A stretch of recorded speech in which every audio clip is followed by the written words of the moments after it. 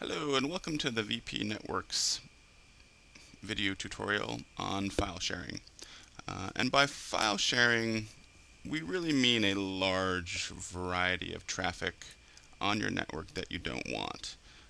Specifically traffic that takes a lot of bandwidth or also is illegal in some sense, like sharing files, sending spam, traffic that can generate complaints either from guests or from your ISP, including things like viruses and worms and botnets. So all of these are a reality on your public network. There's really no way to prevent users with these problems from arriving at your site.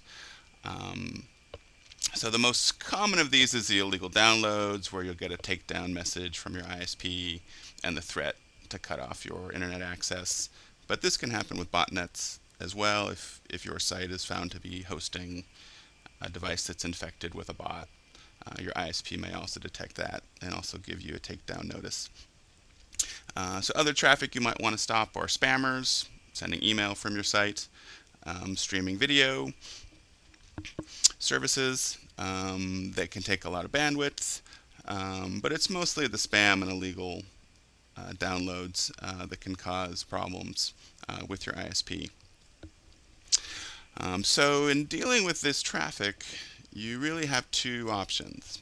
You can try to block it entirely, and the different kinds of traffic may require different responses. You may try to block some kinds of traffic, and the other option is to manage it, meaning to limit the impact that it has, either in its severity.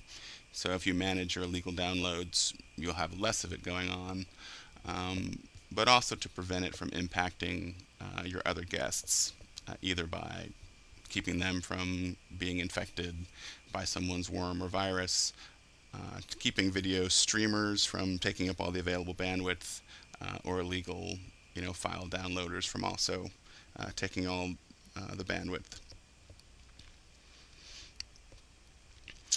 Blocking it usually takes the form of blocking the port that's being used by the traffic that you don't want, or blocking IP addresses that are well-known destinations. That can be effective for botnets, which often have a fixed controller that you could block if you can figure it out. So the first option is to try to block the traffic. And where you can do this on the VP Networks Gateway Controller is under Advanced, under the Packet Filter. So this allows you control over packets that you can allow or that you can drop. The first option is the protocol filter, which allows you to put in a source and a destination IP, and then choose what kind of traffic you want to prevent. Usually all is what you want to do, but if there's a specific type of traffic, like if there's an IP that's pinging you and you don't like it, you could block all ICMP pings from that source IP. And then you can set the permission. What you can do with permissions is you could block a wide range of IPs, but within that range, if there was a particular IP address that you needed to allow, that will override the block filters. So if you have a large block range and a small allow range, that'll allow those IPs to get through. The other option you have is to block ports, and this is more typically how you identify traffic that you don't want. Again, you can set a source or a destination. Typically you would set these to block everything, so that would be 000/0, and the destination would be the same. So this will block any source and any destination for a particular port. You wouldn't want to use this under the protocol filter because that would block all traffic. Again, you can choose a protocol, same permission and deny options. And then under the port, you can choose the activity port of the traffic that you don't want. There's a few obvious ones in here. So like here's the standard BitTorrent ports, you can block those. Kazaa, AOL, this is the instant messaging port, I think. If you want to take this approach to blocking file sharing on your site, you probably will need to identify a lot more ports. And that's really something you can Google to see if there's other kinds of traffic that you want to block. You can also look in the gateway controller at what ports people are using under the system status page under Contract. This will show the connection tracker for every TCP session that's going through or connected to the gateway controller. And so you can see the source and the destination. So here's some LAN traffic from port 5820 to port 80. This is probably my login to the gateway controller. So what's most useful in here is usually the destination port, because the source port is often going to be a NATed port. So almost all of these are NATed ports in this 59,000 range. So if you see a pattern of high number destination ports, that may be file sharing. I don't see anything on here that looks too suspicious. But at your site, if someone was file sharing, you would see dozens or hundreds of connections from them, to these higher range ports. So you could try to use that. It's pretty difficult to block file sharing this way, and even some of the kinds of traffic as well. And that's because this traffic tends to be port seeking, which means if you block a range of ports that BitTorrent wants to use, for instance, if we block the standard ports like we were looking at here, most BitTorrent clients will just look for some other ports, and they'll keep looking until they find a port that's open. And eventually they may just settle on port 80, which is where all your web traffic is, and you can't block it. But some viruses, some botnets, can be effectively controlled through blocking. In addition, if you're having problems with spam, you can limit the number of emails that can be sent using this connection limit. You could set other ports as well for a connection limit, but primarily this is intended for spam. If you look at the blacklist, this will tell you if users have had SMTP messages blocked, so that can also be useful. But again, if there's specific ports that you want to block, take a look at what's going on your site using the connection tracker, or you can Google some typically bad ports used by viruses or bots or other kinds of traffic that you don't want. So the second option to dealing with this traffic that you don't want is to try to manage it. And the goal with managing the traffic is to keep it from having an impact on your site. So either to reduce the ISP warnings that you get, or prevent it from sucking up bandwidth that you want for your users who have some legitimate application that they want to run. And this, so the easiest way, and maybe step one, is just to establish a bandwidth limit for every user. And in this approach, you really don't care what people are doing. So you allocate a megabit or 2 megabits or 4 megabits to your users, and what they do with that traffic is up to them. So a good feature on the gateway controller is that it automatically controls bandwidth using a dynamic bandwidth manager. So once you tell the gateway controller how much bandwidth is available, it will automatically apportion it between the users. This can be problematic if you're using wireless connections, because there may be a large amount of bandwidth available on the wired side where the gateway controller is, but not on a particular access point. So for more information on bandwidth limits, please do take a look at the video tutorial on setting bandwidth limits. It has a lot more details on this, but this can be one way, particularly if you set a user limit that's not too high, to keep what one guest is doing from impacting other guests. Another option that you have for controlling user activity is to use a session control. And what this does is this controls the number of TCP sessions, which is each individual application connection though some applications will open up multiple connections. But a TCP session is basically a unique connection between two IP addresses. And you can limit that to any number that you want. But keep in mind that it will affect everything that runs on a particular PC. So every tool, every toolbar, every Windows update, every email, everything that's running in the background will take up TCP sessions. This will have the biggest impact. So if you set this number, to a number that's not too low, 100, 200, 300, this will impact file sharers because they're dependent on having lots of links with relatively low throughput for each link. But the more links they have, the more effective their file sharing will be.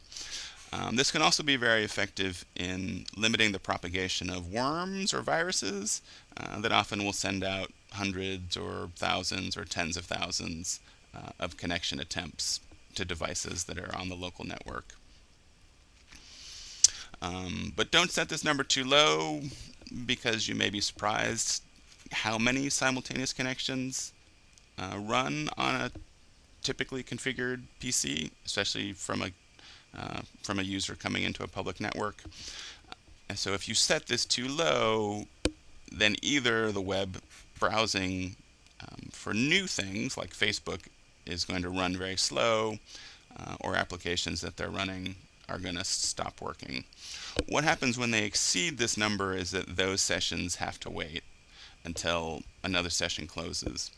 And often what will happen is they'll just give up and time out, or try to reopen the connection. So that could cause errors in browsers or other kinds of applications. And could possibly generate complaints if someone either has a lot of sessions or doesn't realize that they're running a file sharing application and then they can't get on Facebook. So because of that, I don't necessarily recommend this for every site. You should look and see if it seems like you have excessive TCP sessions being generated. Again, you can look at that contract menu under under system status, or if you know that you're having problems with worms or viruses. But generally, the bandwidth limit will control people's activity well enough that you don't need a separate session control. So beyond bandwidth limits and session limits, a more sophisticated way to manage the traffic on your network is to use quality of service. And quality of service is an industry standard technology that's used to control traffic on a network by separating it by priority into different pools: larger pools, smaller pools, high priority pools, low priority pools. And in that way, you can divide the traffic that you like web access and emails, from traffic that either you don't like file sharing, or that you don't know what it is. It's a mystery. So you can create a system where traffic that you like gets more bandwidth and traffic that you don't like gets less bandwidth. And there's two approaches to this. You can take a simple approach of just some broad rules to separate traffic, or you can take a very complex approach and look at specific traffic types and specific ports and specific source and destination IP addresses, and divide up traffic, in a very granular way into multiple pools. In general, the simple implementation is what's available on the Gateway Controller 3610. If you want a more complex quality of service implementation, you can use the BA 4100 to do that. We can review both of those. So on the 3610, where your traffic control option is under Advanced Traffic Control. There's only a few things to configure. So once you enable it, the Gateway Controller will start to separate out well-known traffic like emails from mystery traffic, which could be anything. Could be file sharing, video streaming, anything else. The nice thing about this separation is that nothing is blocked. So applications that you don't want, like BitTorrent, that are file seeking, won't know to seek a new port. They'll just keep using the port that they're using, except they'll be greatly slowed down. You have the option of setting the size of the pools. The default is about 70% of your network for known good traffic and 30% for mystery traffic. You should be careful about setting this too low because mystery traffic certainly will include traffic that's perfectly legitimate. For instance, some people's VPN traffic or other kinds of proprietary traffic may use these higher port ranges. And if you set it too low, again, people may complain that things are running slowly. You can also add, if you know some traffic is good, you can add it as custom port number, and in that way, that traffic will get assigned to the high priority pool, not the low priority pool.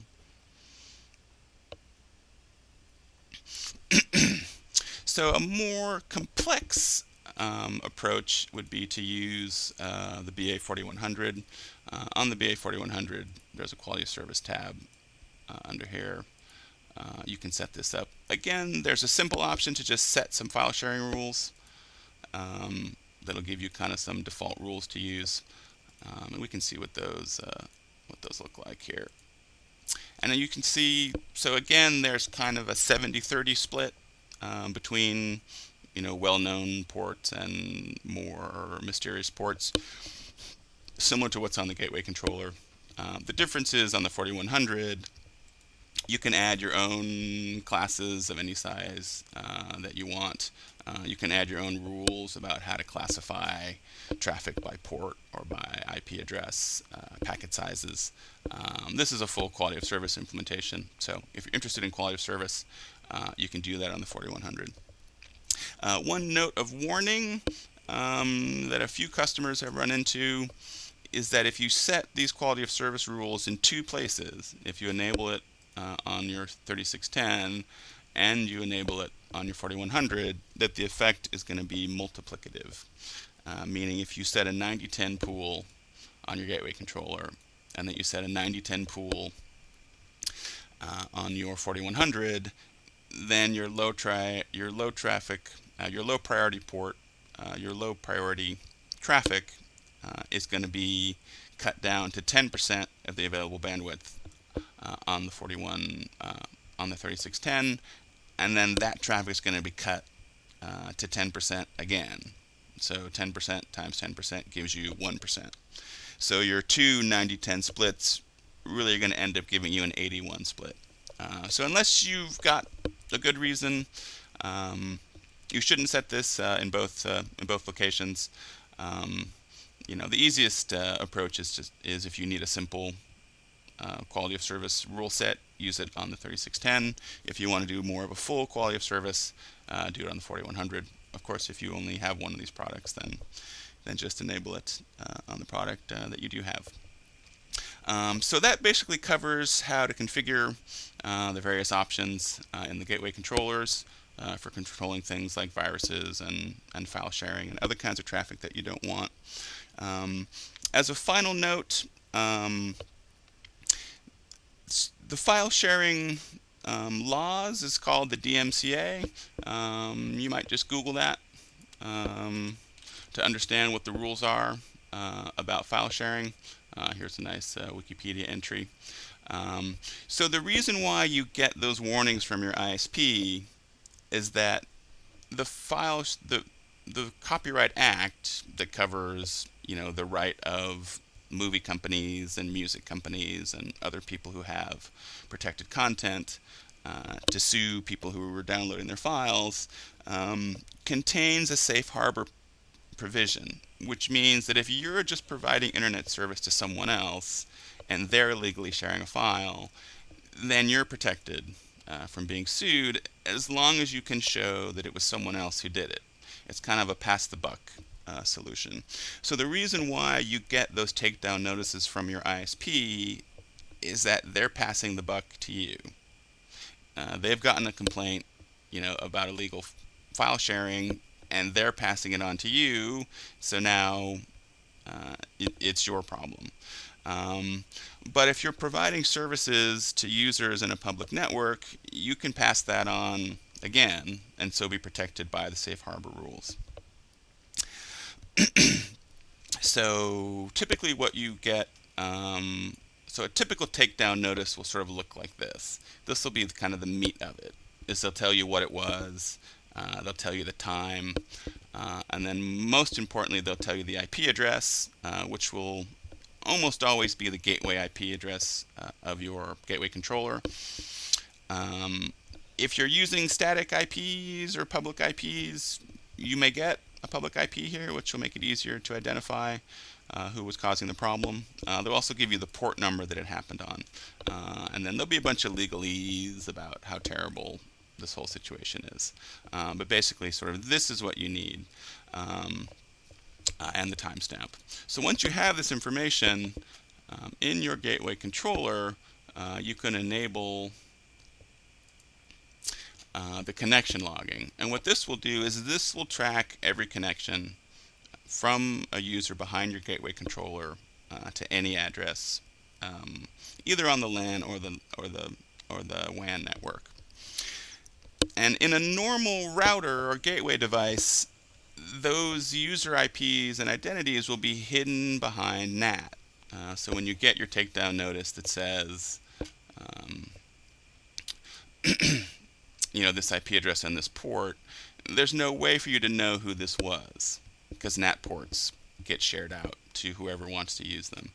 In the gateway controller, actually, it will capture the information of exactly who was using that port and when, by IP address, by MAC address, by username if you're using usernames, and by VLAN ID if you're using VLAN IDs.